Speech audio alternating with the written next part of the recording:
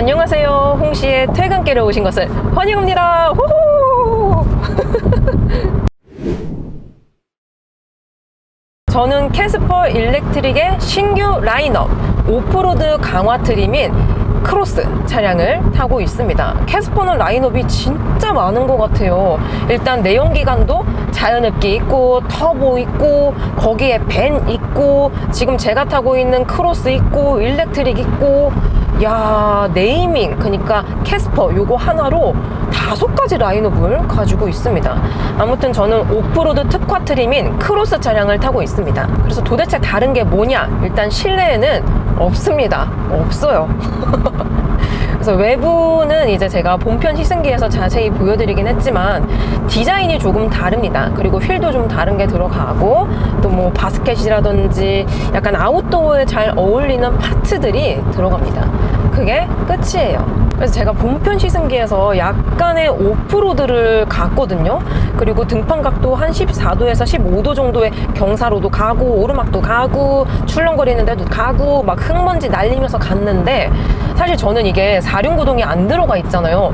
보통 우리가 오프로드카 하면은 뒤에 이 후면부에 스페어 타이어 달려있고 4륜구동은 기본에 최저 지상고가 조금 높아야 되고 진입각 이탈각도 좋아야 되고 보통 이런 것들을 느낄 수가 있잖아요. 그리고 프레임 바디 들어가 있어야 되고, 근데 공교롭게도 캐스퍼 일렉트릭 크로스는 방금 제가 언급했었던 오프로드 카에 들어가는 특징이 하나도 없습니다. 4륜구동도 없어, 스페어 타이어도 없어, 최저 지상고도 낮아, 그리고 프레임 바디도 아니야.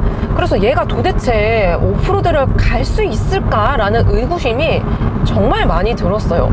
그래서 제가 본편 시승기에서 오프로드를 갔을 때 진짜, 그러니까 저는 최악의 상황을 생각하는 편이거든요. 그래서 만약에 핵구덩이에 빠져서 차가 탈출을 못해, 그러면 이제 보험사 불러야 되잖아요. 근데 저는 이게 개인차가 아니고 시승차란 말이에요. 그러면은 먼저 일단 이 서비스 센터를 부른 다음에 또 이제 이거 차량을 관리를 하시는 이 매니저님들께 또 연락을 드려야 되고 막 2중 3중으로 연락을 드려야 되니까 막 머리가 아픈 거예요. 그래서 그냥 오프로드 가지 말까?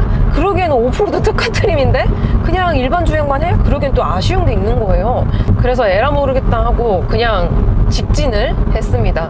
저스트 고를 했더니 그래도 나름 가주기는 하더라고요. 그래서 아주 스무스하게 오프로드를 탈출을 했습니다. 축하해주세요. 그래서 저는 뭐 터레인 모드가 따로 들어갈 줄 알았는데 터레인 모드도 없어요. 없습니다. 드라이브 모드는 스티어링 휠 좌측에 이 드라이브 모드 이게 끝이거든요. 그래서 누르게 되면은 에코, 노멀, 스포츠는 기본부터 들어가 있지만 스노우가 있습니다. 근데 요거는 이제 내연기관도 동일하게 들어가 있었긴 했는데 보통 우리가 EWD, 이륜구동인데 스노우 모드가 들어가 있는 차량들은 내연기관에서는 정차했다가 출발할 때 2단부터 시작을 합니다. 왜 2단부터 출발을 하냐면 보통 약간 노면 상태가 안 좋은 구간에서는 미끄러질 수가 있고 혹은 구동력이 부족하기 때문에 2단부터, 그러니까 RPM이 조금 높게, 속도가 조금 높게 세팅을 해야지 험로를 빨리 탈출을 할 수 있잖아요. 그래서 내연기관은 보통은 스노우 모드로 했을 때 2단부터 출발을 하고, 전기차일 경우에는 평소 출발했을 때보다 조금 강력한 토크감을 걸게 만듭니다. 그래서 험지를 좀 더 수월하게 탈출할 수 있게 도와준다고 하는데 4륜구동하고 비교했을 때 차이가 크지는 않더라고요. 그래도 없는 것보단 나은 것 같긴 하지만 험로라든지 험지 구간을 탈출할 때에는 사실 4륜구동만한 게 없습니다. 아무튼 그래서 4륜구동도 없는 전륜구동 차량에 심지어 경영 베이스로 만든 소형 전기 SUV에 오프로드 특화 트림이다. 뭔가 좀 이질적이잖아요. 그런데도 불구하고 일반적인 노면이 안 좋은 구간에서는 수월하게 탈출을 해줄 수 있다 보니까 좀 신기하더라고요. 뭐 제가 이 차량을 개발한 개발자가 아니기 때문에 디테일한 것까지 알지는 못하겠지만 세팅 값들이 일반 일렉트릭과 비교했을 때 조금 다른 게 있지 않을까 라는 생각이 들었습니다. 아무튼 정말 오랜만에 캐스퍼 일렉트릭을 타니까 좀 좋다라고 느껴지는 장점 중에 하나가 바로 승차감입니다. 이렇게 다리 이음새 한 번 더 이렇게 출렁일 수 있는 구간을 갔을 때 한 번 더, 이런 안 좋은 노면 구간을 갔을 때 차체 사이즈를 감안하면 승차감이 편안합니다. 보통 제가 세그먼트가 작은 차량을 안 좋아하는 이유 중에 하나가 승차감이 대체적으로 좀 달그락거리고 충격이 운전자에게 많이 전해지고 이게 누적이 되다 보면은 운전 피로도가 올라가고 그러다 보면 허리 아파지고 승모근 뭉치고 그래서 안 좋아하거든요. 근데 캐스퍼 일렉트릭은 신기하게도 서스펜션이라든지 댐핑 방식을 좀 윗급을 상회할 수 있을 정도로 세팅이 되어 있습니다. 그래서 대다수의 소형 SUV보다 조금 좋은 그 정도의 하체 감각을 가지고 있어서 장시간 운전을 하더라도 크게 불편함이 없을 정도로 하체가 진짜 좋아요. 진짜 좋습니다. 다만 이렇게 편안하고 컴포트하고 안락한 하체를 가지고 있으면 뭐가 안 좋다? 스포츠성이 안 좋다. 그래서 제가 공편 시승기에서 급 조향이라든지 코너 구간을 갔는데 그럴 때는 좀 미진한 감이 있더라고요. 작은 차체에서도 하중 이동이 발생을 하고 그립력도 살짝 부족하고 17인치 휠인데도 불구하고 그러다 보니까 이 차량으로 사실 뭐 스포츠 주행을 하시는 분들이 많진 않겠지만 스포츠 주행을 할 수 있는데 안 하는 것과 못 하는데 안 하는 거는 되게 큰 차이가 있거든요. 근데 얘는 못해요. 못하다 보니까 아쉬움이 좀 따르더라고요. 그리고 배터리는 현재 61%가 차있고 주행가는 거리는 240km라고 나와 있습니다. 캐스퍼 일렉트릭은 이게 배터리 타입이 두 가지로 나뉘거든요. 작년 4분기에 기본 스탠다드라고 볼 수 있는 프리미엄 트림이 신설이 되었습니다. 걔는 배터리가 49가 아닌 46kW가 들어가가지고 주행가는 거리가 복합 260km 정도 나오거든요. 근데 그만큼 가격도 저렴합니다. 저렴해서 그게 서울 기준으로 보조금을 다 받았을 때 2,100만 원대에 살 수가 있더라고요. 사실 요즘 전기차 뭐 가격이 많이 내려갔다고 하긴 하지만 보조금이 그만큼 줄었거든요. 그래서 2천만 원대로 살 수 있는 전기차가 사실 별로 없습니다. 특히나 국내에서 살 수 있는 NCM 3원 개 배터리가 들어가 있는 차량 중에서 가장 저렴한 차가 바로 캐스퍼 일렉트릭인데요. 이 차량과 비슷한 게 레이 EV가 있습니다. 기아의 레이 EV. 근데 걔는 LFP 리튬 이온전철 배터리가 들어가서 주행 가는 거리가 200km 밖에 못 가요. 겨울철에는 주행 가는 거리가 더 짧아지기 때문에 아무래도 충전을 자주 해줘야 되는 번거로움이 있습니다. 그리고 캐스퍼 일렉트릭에서 몇백만 원 정도 더 추가를 하게 되면은 BYD의 아토3가 있고 그 위에 기아의 EV3가 있습니다. 근데 EV3는 지금 제가 타고 있는 캐스퍼 일렉트릭과 비교했을 때 한 900에서 1000만 원 정도 차이가 나더라고요. 물론 EV3는 더 좋습니다. 풍부한 옵션과 함께 첨단 ADAS, 넓은 실내 공간, 편안한 승차감, 풍부한 가속감. 너무 장점이 많은데? 다 좋긴 하지만 캐스퍼 일렉트릭과 비교했을 때 900에서 1000만 원 정도 차이가 나기 때문에 가성비 있게 신형 전기차를 구매를 고려하시는 분들에게는 사실 캐스퍼 일렉트릭만한 차가 없습니다. 근데 저는 그 중에서도 오프로드 특화 트리밍 크로스 차량을 타고 있잖아요.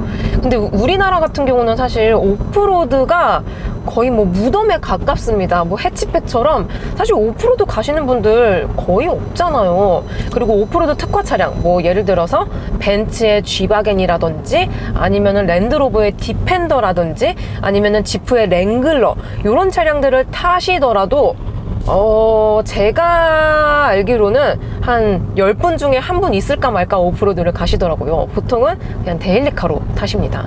그만큼 오프로드의 무덤이다 보니까 굳이 이 크로스 트림을 출시를 안 했어도 됐을 것 같은데 굳이 이렇게 크로스 트림을 출시를 한 거로 보면은 캐스퍼는 스펙트럼에 좀 더 신경을 썼다라는 느낌이 듭니다. 그러니까 많이 팔리지 않더라도 다양한 바리에이션, 스펙트럼을 가지고 있으면 아무래도 좀 장점으로 와닿는 부분들이 생길 수가 있거든요. 그리고 어쨌든 간에 스펙트럼이 넓어졌다는 거는 소비자의 선택지가 많아졌다는 거거든요. 거기에 따른 선택의 즐거움도 가지고 있는 거죠. 근데 지금 제가 목 상태가 안 좋죠. 사실 제가 아주 감기가 제대로 걸렸습니다. 거기에 목감기까지 발생하면서 오늘 또 강풍에 미세먼지가 최고 나쁨 단계거든요.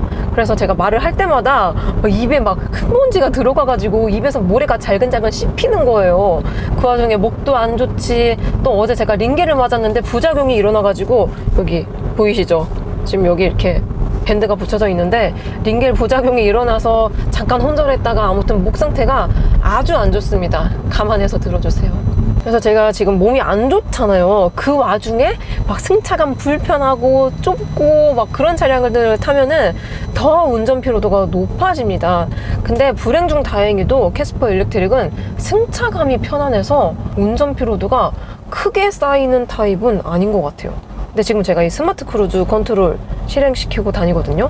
그리고 가고 서고 막히는 길 위주로 지금 가고 있는데 쭉 가잖아요. 근데 앞차가 브레이크를 밟고 완전 정차를 했을 때 급하게 브레이크를 잡아줍니다. 뭔가 좀 한국인의 정서에 최적화된 가감속이랄까요?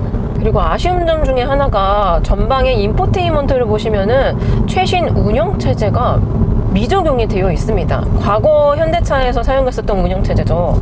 그래서 별다른 기능들이 사실 없어요. 그러니까 뭔가 매뉴얼이 많아 보여도 쓸만한 메뉴가 없다는 거죠. 그래서 뭐 설정을 들어가더라도 차량에 관한 게 많이 없어요. 많이 없습니다. 그리고 얘는 액티브 사운드 디자인도 없어. 뭐 차량을 별도로 세팅할 수 있는 기능들도 별로 없다 보니까 이런 것들도 조금 아쉬운 것 같긴 해요. 근데 그 와중에 지금 여기 대시보드 아래쪽에 크러쉬 패드 쪽에 보시면은 약간 무드등이 나오거든요. 제가 지금 그린 컬러로 해서 그런데 보통 이 정도 세그먼트에 특히 내연기관 같은 경우는 이 무드램프 색상을 바꿀 수가 없거든요. 보라 색깔 단일로 알고 있는데 캐스퍼 일렉트릭은 다양한 컬러 바리에이션을 가지고 있습니다.